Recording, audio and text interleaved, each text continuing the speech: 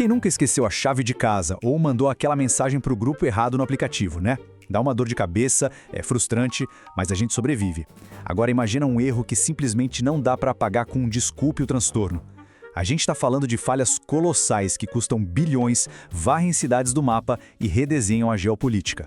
Hoje, neste dossiê, a gente vai mergulhar fundo nisso. A inteligência humana é um negócio incrível, capaz de criar máquinas formidáveis, mas o nosso excesso de confiança é, indiscutivelmente, o maior bug de todo o sistema. Fica a pergunta, qual é o verdadeiro custo de um errinho de cálculo?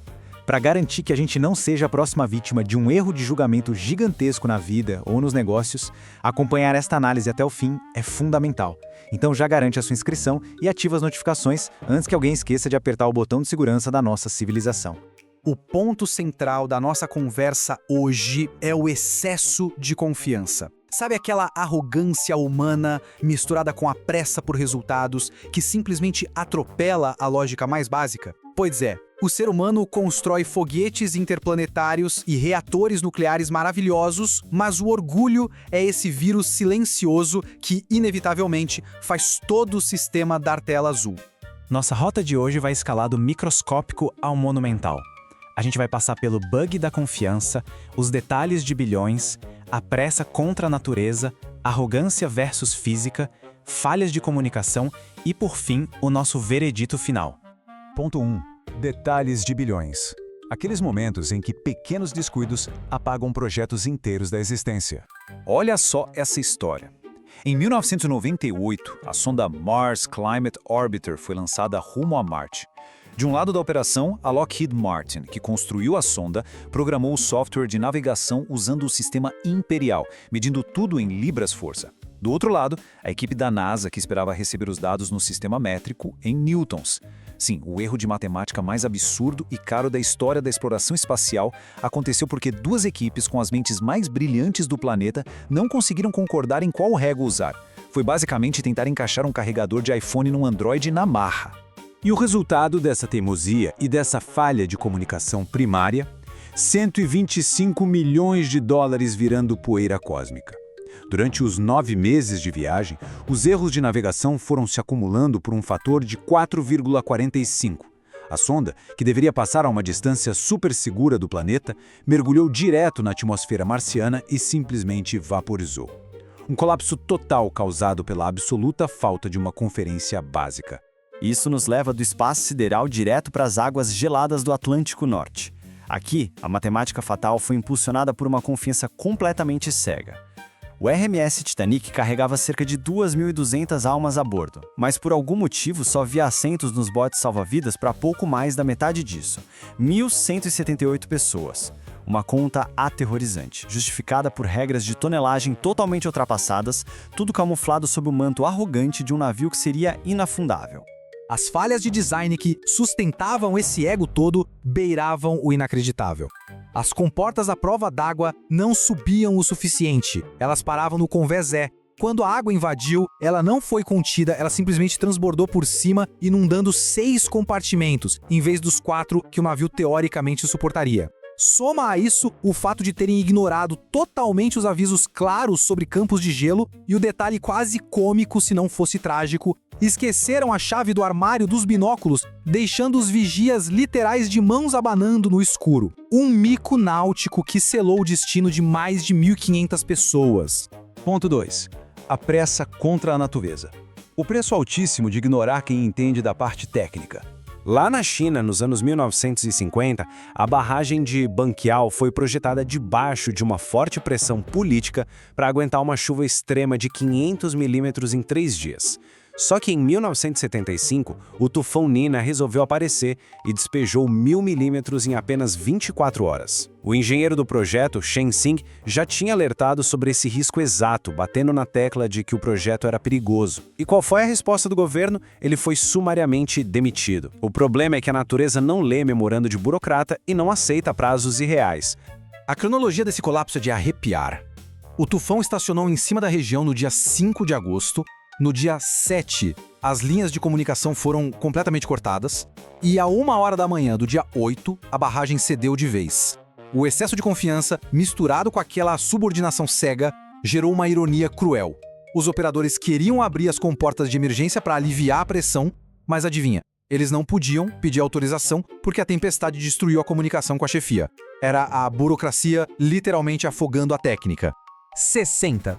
Grava esse número. O colapso inicial em Banqiao não parou por ali. Ele ativou um efeito dominó de destruição, rompendo outras 60 barragens rio abaixo. Uma única falha de planejamento somada à arrogância virou um pesadelo de infraestrutura contínuo, varrendo dezenas de milhares de vidas. Fica a lição inquestionável. A gente não brinca com o peso e a força da água. Ponto 3. Arrogância versus física. Quando um experimento mal planejado dá tela azul na própria realidade. Chernobyl. A gente costuma pensar nisso como um acidente infeliz, mas não foi. Foi o ápice da negligência sendo esticada até o limite. Imagina só, um teste de segurança super complexo é largado no colo de um turno da noite inexperiente. A potência cai para assustadores 30 megawatts. E em vez de abortar o teste, o que eles fazem? Puxam as hastes de controle do núcleo para tentar forçar a máquina a reagir. No fim, bateram no botão de emergência A5. Meus amigos, o manual prático do que não fazer. Eles ignoraram o envenenamento por xenônio e empurraram um reator altamente instável para muito além do ponto de ruptura. E aqui está a cereja do bolo da falha de engenharia. Essas hastes de controle tinham pontas de grafite. Então, quando a equipe tentou desligar o reator num ato de desespero, a entrada inicial desse grafite fez exatamente o oposto, gerou um pico violento de reatividade. 2 explosões colossais estraçalharam o núcleo. Sendo bem analítico aqui, o experimento de segurança essencialmente se autodestruiu, arrancando junto até o escudo biológico do reator.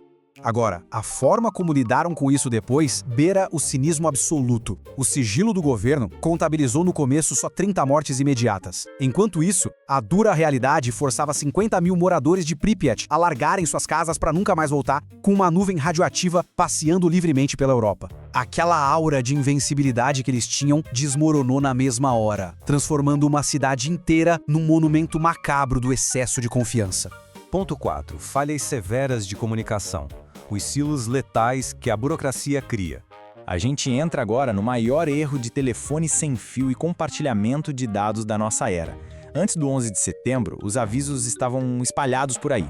A CIA fez um alerta em 6 de agosto sobre intenções claras de ataque.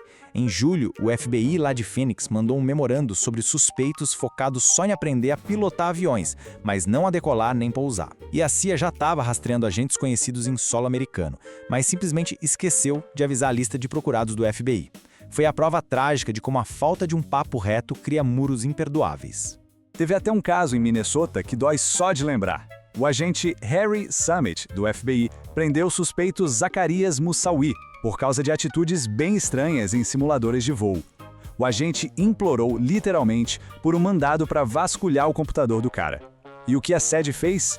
Negou, todas as vezes. Eles ficaram tão engessados numa lógica burocrática absurda que preferiram proteger a papelada em vez de investigar um risco gigantesco. Para cravar essa falha, a comissão do 11 de setembro foi direto ao ponto. Eles concluíram que o ataque funcionou, em grande parte, pelas falhas na troca de informação e por uma enorme falta de imaginação de que aviões civis poderiam virar armas. Foi um erro de lógica organizacional, uma desconexão surreal de dados que acabou mudando a geopolítica global para sempre. E ponto 5. O veredito final. Segurança é o nosso melhor investimento contra a própria teimosia. Passando a limpo todo esse dossiê, o padrão é muito claro. Profissionais técnicos gritando avisos e sendo ignorados, como na represa de Banqiao e no ônibus espacial Challenger. Agências presas em silos que não se comunicam. Um orgulho tecnológico deslocado que afundou um navio inafundável e explodiu Chernobyl. E o erro quase amador da régua na missão de Marte. A real é que o ser humano é mestre em inventar milagres de engenharia, mas é péssimo em admitir que erra. A pressa e o ego inflamado são os vírus que implodem sistemas de bilhões de dólares.